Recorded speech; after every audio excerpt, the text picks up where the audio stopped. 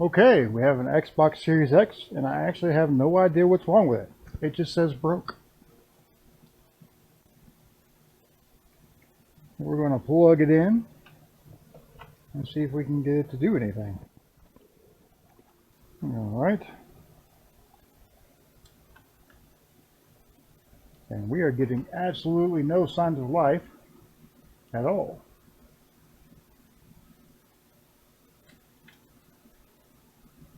Yep, no signs of life at all. So, what we will do is disassemble and take a look at the board. I guess it could still be a redriver issue. Sometimes they cause no power, but we'll have to look at the board and see. Okay, the first thing we'll notice is this thing's going to have a major cleaning. It is a dust bunny, but take a look around, see what we see. Give a good look at this HDMI port. It has seen better days.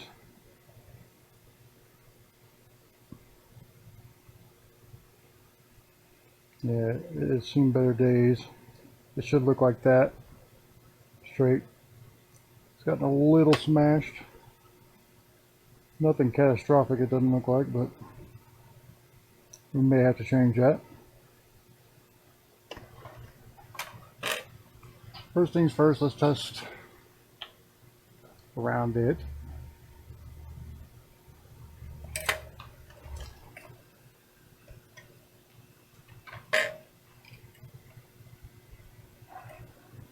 Alright, let's make sure we have no shorts that we shouldn't have. And I guess I'll make sure the meters are connected.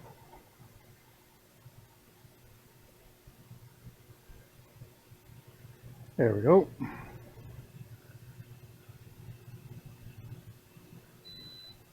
Very good. Center one is ground. Okay.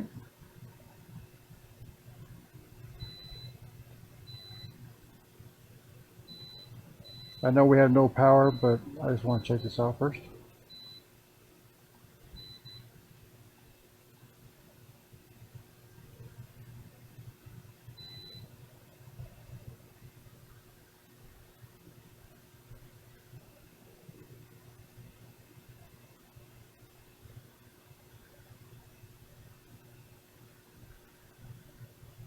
Interesting. Oh, no, that's the wrong one. That was one. Ah, here we go. Here's two. Measuring the wrong one, son.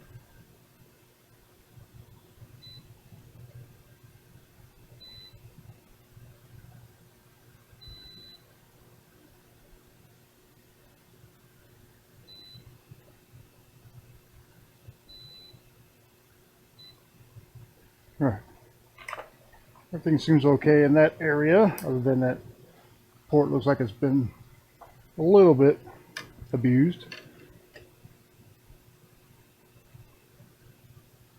Now I don't see anything around the redriver that concerns me. Let's just take a look around the board.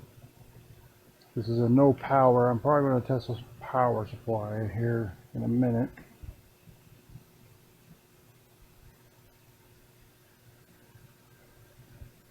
I know on the Xbox One X, the retimer can cause no power.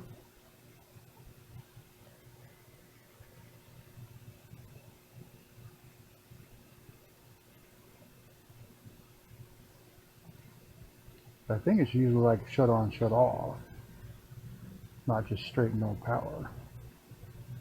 I could be completely mistaken though.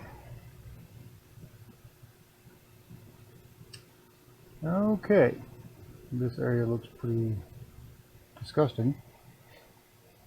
Well, let's get in here and do some scrubbing so I can get a better look at this.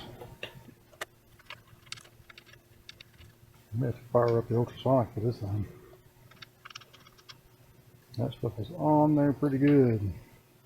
Grab my little brush and see if I can get some of this thicker stuff off. Man, that stuff is just caked on there. I'm automatically less enthusiastic about our chances. This is a shop unit, so it's not as much as we'd like to fix it. It is not like a customer device. Not my shop unit, but I may just clean off this area here and see if we get any signs of life. You can see slight corrosion near that MOSFET. It was bridging it over here. Now, there was a ground-to-ground bridge, so I don't think it would be causing a problem, but you don't ever know how these things will react to stuff like that. We are definitely not the ultrasonic this, I think. We will try to change the redriver and see, so that would be the simplest solution. I think I'm just being hopeful on that one, but you never know. No power 1S's have not been something I've had a whole lot of chance to mess with. Opportunity to learn. First, let's do this. While I am setting up my equipment, these are the temperatures I'll be using.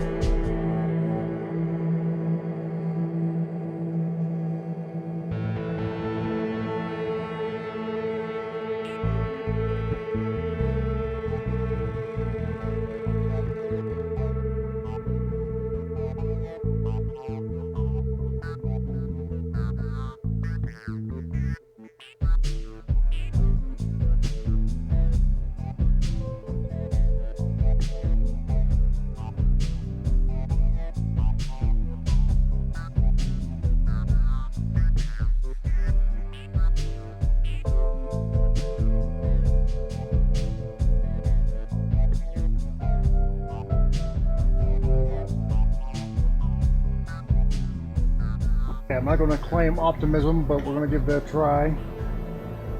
If it doesn't work with the retimer or the redriver, I will attempt to ultrasonic this I just turned on the ultrasonic, so that'll be a while. This is not a rush job, so that'll probably be the next step. I'll probably ultrasonic it, then come back and test. I can't show you the ultrasonicing, so, but I'll show you the tests that I'm about to perform when I'm ready to perform it. So we'll put it back together and let the test, and we'll be back. Okay, moment of truth. Not optimistic here.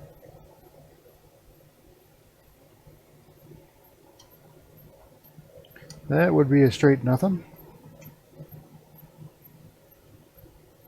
Yeah, absolutely no signs of life still, unfortunately.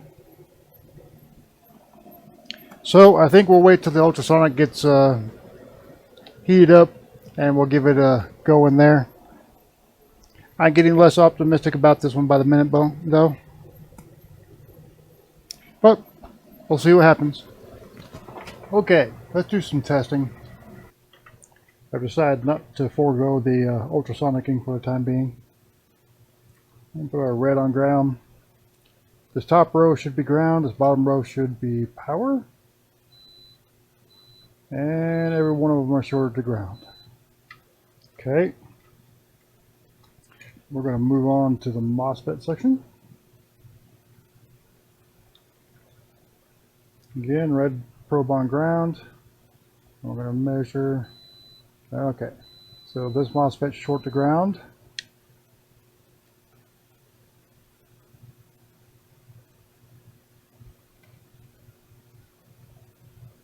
This one, I'm not getting a reading from.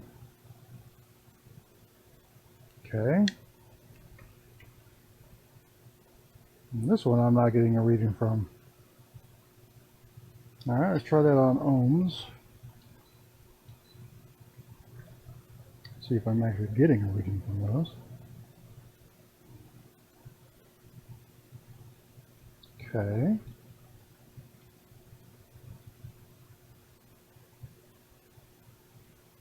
Okay, so we are getting a reading. Oh, geez, I'm sorry. Apparently it disconnected my meter. We'll do that again.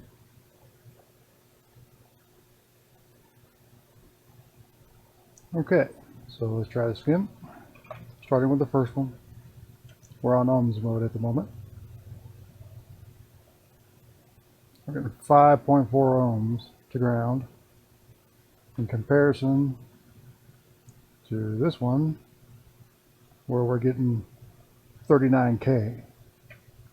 And then back over to this one, we're also getting like 39K.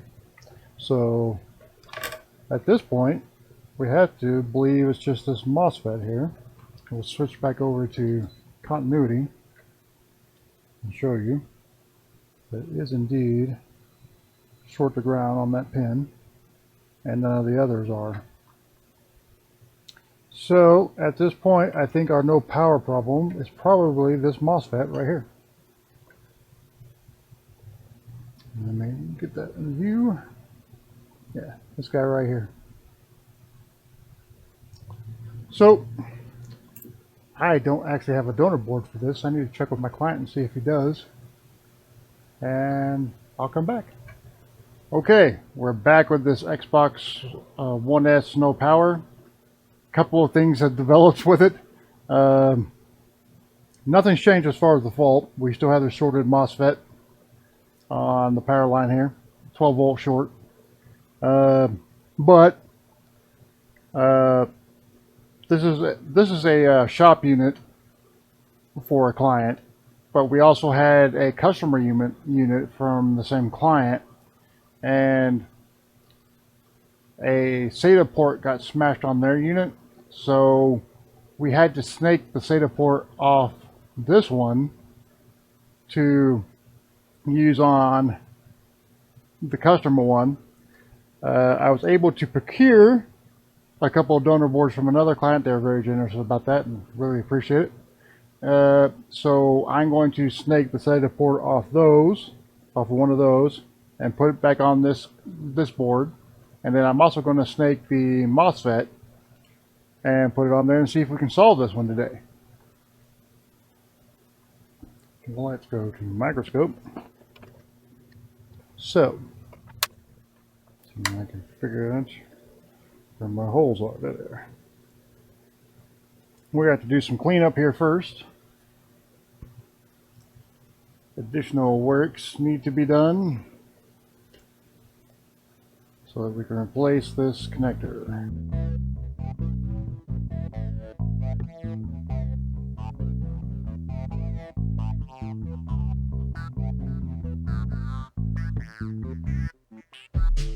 So I think I probably had my temps up at one point during the video, but I'll go ahead and throw them up again while I turn on my equipment. At this point, it's just habit. I am going to stage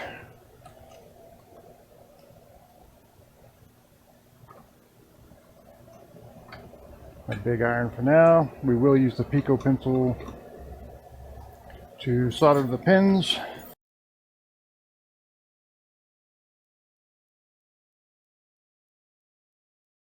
Okay, sorry, I forgot to switch the microscope over. All we've been doing is cleaning, wicking off the pads. I knocked a few parts, so I got to pull those off the donor as well.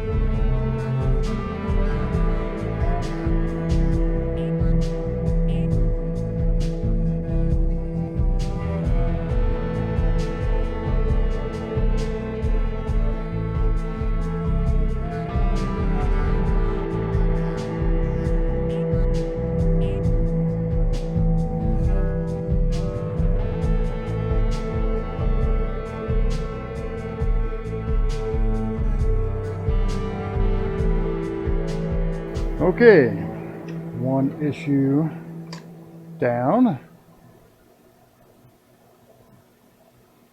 It's a little crooked, but it's not going to hurt anything.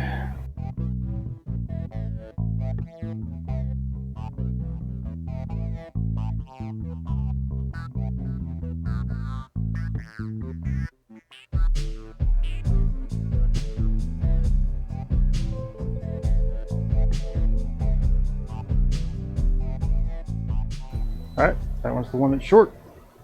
Last one we want to get off next.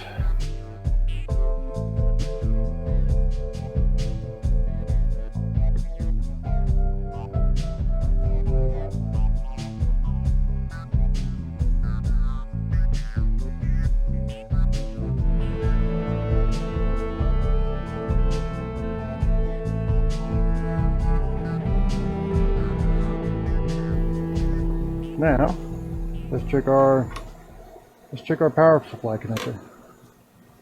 Remember, we have 12 volt short on one's bottom row, which should not be short to ground.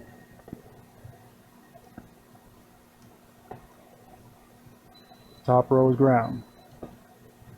We have relieved our short. That is fabulous. So let's test the ones on the donor and make sure we pull a good one. Make sure they're not all short or what have you. And that one looks like it's seen better days. Let's see about this one.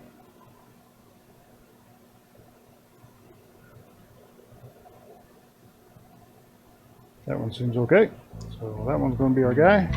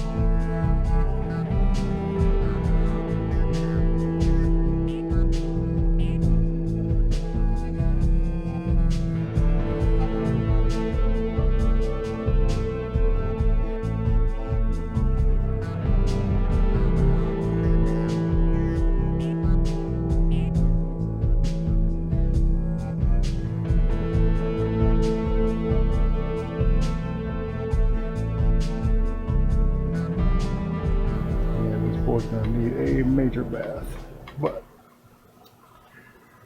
will it turn on?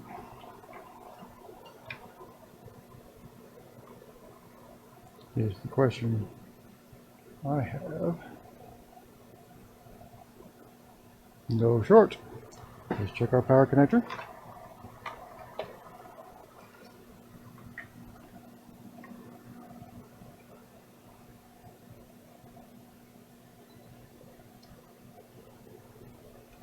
Don't you dare beep.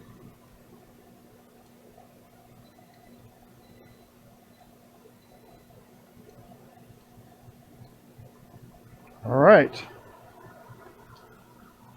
So, have we fixed the problem? Take your bets. I'm going to set up enough for a test, and we'll go from there. Okay, moment of truth. Now little signs of life. Let's see.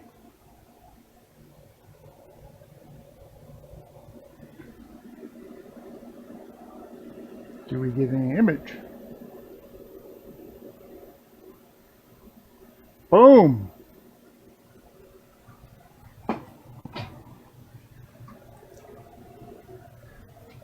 That is pretty exciting, but we're not going to celebrate yet. Make sure it loads and everything. It stays running.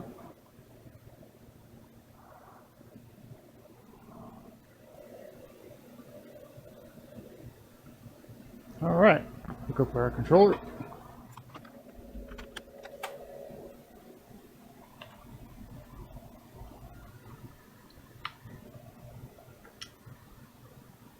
Beautiful.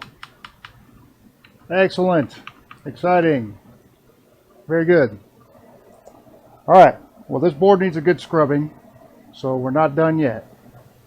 Okay. In summary, we had a 12 volt, we had a short on the 12 volt line. Now, originally it came in for no power, and we kind of messed around with the easy solutions. We threw a new redriver on there. That didn't work. So then we went through and decided to test. Once we cleaned off some of the more caked up gunge on this thing,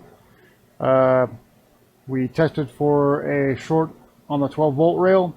We found one, the power supply connector. We tested the power supply connector first. Power supply itself first. It's fine. We tested the power supply connector on the board. We found a short on the 12 volt line. We went over to the MOSFETs and started testing the MOSFETs. We found one short of MOSFET. Um, we had to wait because we didn't have the parts at the time. And during that time, the same client had a customer board where they damaged the connector, so we had to snake the connector off this one, the SATA connector. So we had to replace the SATA connector on this one once we had a donor board. And then we had to go in and replace, and because we had the donor board on hand, we went ahead and replaced that MOSFET using the donor part. Even though we had the part ordered, might as well get it done now. The next thing I'm going to do with this is ultrasonic it. If we have any complications after the ultrasonicing, I'll make an amendment to this video. But other than that, that's all I have for you on this video. I appreciate you watching. If you have any questions about the equipment I used in this video, take a look in the description below. It's all linked down there. If you like this type of content, hit the like, or if you like this video, hit the like button on your way out, and it really helps the channel. And you can leave comments on, if you have any questions, you can always leave comments on there. I tend to answer any question I see. Most of the time it's just comments on the video, but if you have questions, I'm happy to answer. If you want to see more of this type of content, hit the subscribe button and maybe the notification bell, and you'll know when I post a new video. It's usually about 2 a week at this point. That's really all I had to ask of you. See you next time.